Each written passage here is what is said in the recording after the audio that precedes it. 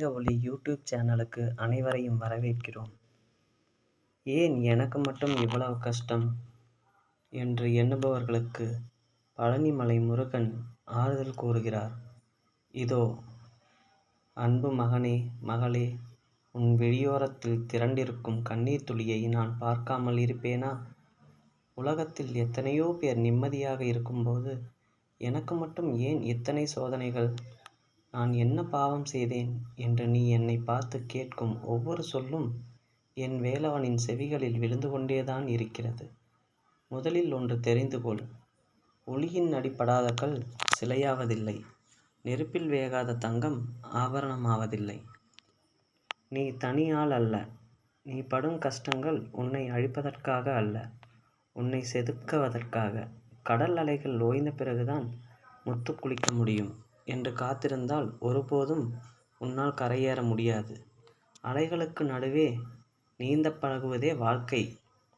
என் மயில் உனக்கு சொல்லும் பாடம்: பாம்பு என்பது விஷம் கொண்டது, மயில் என்பது அழகுமிக்கது. ஆனால் என் மயில் அந்த பாம்பையே தன் காலடியில் அடக்கி வைத்திருக்கிறது. உன் வாழ்க்கையில் வரும் கஷ்டங்கள் அந்த பாம்பை போன்றவை. அவற்றை கண்டு நீ அஞ்சினால் அவை உன்னை துரத்தும். என் நாமத்தை சொல்லி தைரியமாக எதிர்த்து நின்றால் அந்த துன்பங்களே உனக்கு வாகனமாக மாறும். மனம் தளராதே. உனக்கு தகுதியற்ற எதையும் நான் உனக்கு தருவதில்லை. உன்னால் தாங்க முடியும் என்பதால் தான் இந்த சோதனையை நான் உனக்கு கொடுத்திருக்கிறேன். இந்த இருள் தற்காலிகமானது. விடியல் என் கையில் இருக்கிறது. எப்போது முடியும் இந்த சோதனை? ஞானப்பழத்தின் ரகசியம். என் அன்பு குழந்தையே, எல்லாவற்றையும் சகித்துக் கொள்கிறேன் முருகா. ஆனால் இது எப்போது முடியும் என்பதுதானே உன் அடுத்த கேள்வி. நேரம் வரும்போது எல்லாம் மாறும் என்று நான் சொன்னால் அது உனக்கு சாதாரணமாக தோன்றும். ஆனால் உண்மையை சொல்கிறேன் கேள். காலம் என்பது கசப்பான மருந்து போன்றது. அது உன்னை குணப்படுத்தி கொண்டிருக்கிறது. கனிவதற்கு ஒரு காலம் உண்டு. ஒரு மாம்பழம் மரத்தில் இருக்கும்போது அது காயாக இருக்கும் வரை புளிக்கும். அதை நீ எவ்வளவுதான் வேண்டினாலும் அது இனிப்பாகாது. சரியான வெயிலும் காற்றும் பட்டு அது கனியும் போதுதான் அதன் சுவை மாறும். உன் வாழ்க்கையும் அப்படித்தான்.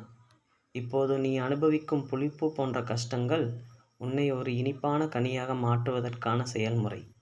என் கையில் இருக்கும் வேல் எதற்கு? என் கையில் இருக்கும் வேல் வெறும் ஆயுதம் அல்ல, அது ஞானம். கூர்மையான முனை கொண்ட அந்த வேல் உன் அறியாமையையும் உன்னை சூழ்ந்திருக்கும் தீய வினைகளையும் அறுக்க காத்திருக்கிறது. நீ செய்ய வேண்டியதெல்லாம் ஒன்றுதான். நடப்பதெல்லாம் அவன் செயல் என்று உன் பாரத்தை என் பாதத்தில் வைத்துவிடு. நீயே உனக்கு எதிரியாகாதே. கடந்த காலத்தை நினைத்து வருந்துவதும் எதிர்காலத்தை பார்த்து பயப்படுவதும் உன் இன்றைய நிம்மதியை கெடுத்துவிடும். முருகா, இன்று நான் உன் பிள்ளை. நீ என்னை காப்பாய் என்ற நம்பிக்கையுடன் உன் கடமையை செய். மறக்காதே, ஒரு கதவு அடைக்கப்பட்டால் உனக்காக 10 கதவுகளை நான் திறந்து வைத்திருப்பேன். ஆனால் நீ அடைக்கப்பட்ட கதவையே பார்த்து அழுது கொண்டிருந்தால் திறந்திருக்கும் வழிகள் உன் கண்ணுக்கு தெரியாது.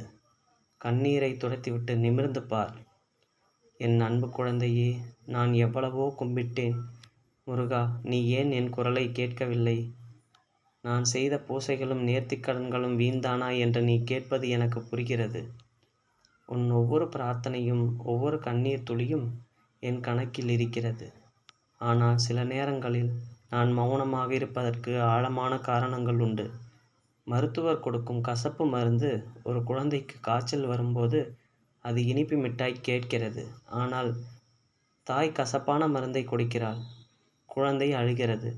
அம்மாவுக்கு என் மேல் பாசமில்லை என்று நினைக்கிறது. ஆனால் தாய்க்கு தெரியும், மிட்டாய் காய்ச்சலை அதிகமாக்கும், கசப்பு மருந்துதான் அதை குணப்படுத்தும் என்று. நான் உன் ஆன்மாவின் மருத்துவன்.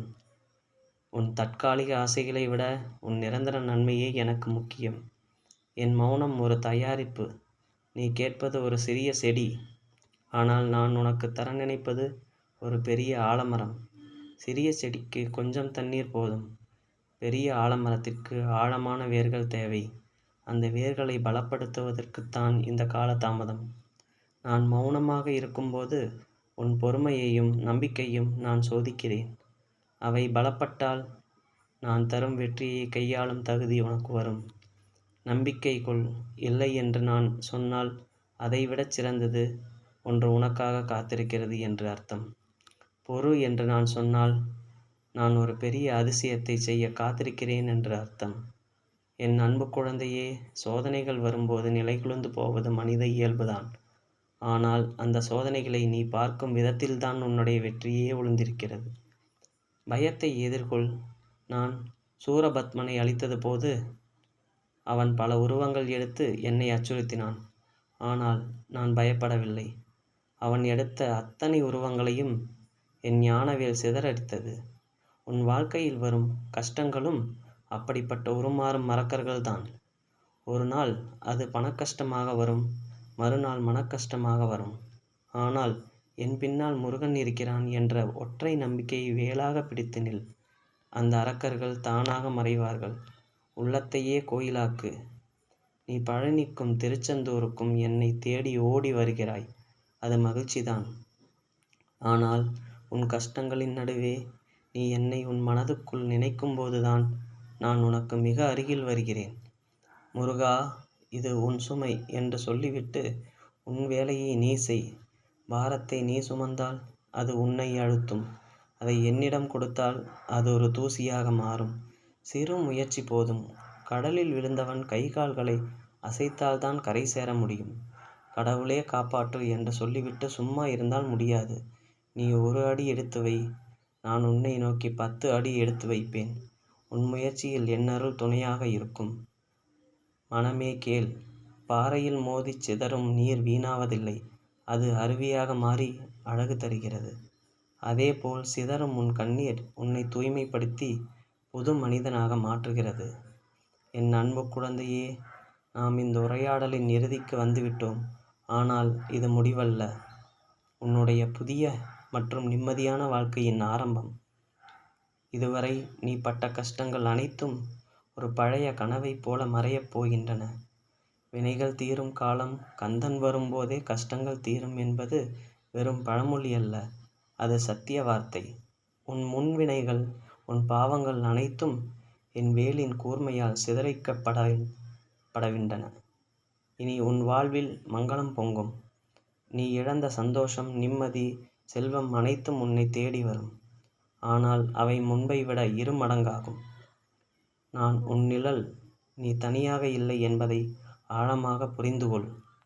நீ எங்கே சென்றாலும் என்ன செய்தாலும் உன் பின்னால் ஒரு நிழலைப் போல நான் இருப்பேன். உன் பயம், கவலை, சந்தேகம் அனைத்தையும் என்னிடம் விட்டுவிடு. வேலுண்டு வினையில்லை என்ற நம்பிக்கையுடன் உன் வாழ்க்கையை தைரியமாக தொடங்கு. என் இறுதி ஆசி, இன்று முதல் உன் மனதில் அமைதி குடிகொள்ளும். உன் முகம் மலரும். உன்னை துன்புறுத்தியவர்கள் உன் உயர்வைக் கண்டு ஆச்சரியப்படுவார்கள். உன் பிரார்த்தனைகள் அனைத்தும் தகுந்த நேரத்தில் நிறைவேறும். என் அபயஹஸ்தம் எப்போதும் உன் தலைமேல் இருக்கிறது. மறக்காதே. கந்தன் இருக்க கவலை ஏன் என்று உன் மனதிற்குள் சொல். இருள் முடிந்துவிட்டது. விடியல் தொடங்கிவிட்டது. தைரியமாக இரு. நான் உன்னுடன் இருக்கிறேன். கந்தனே போற்றி. ஓம் முருகா போற்றி. கந்தனே போற்றி. நன்றி.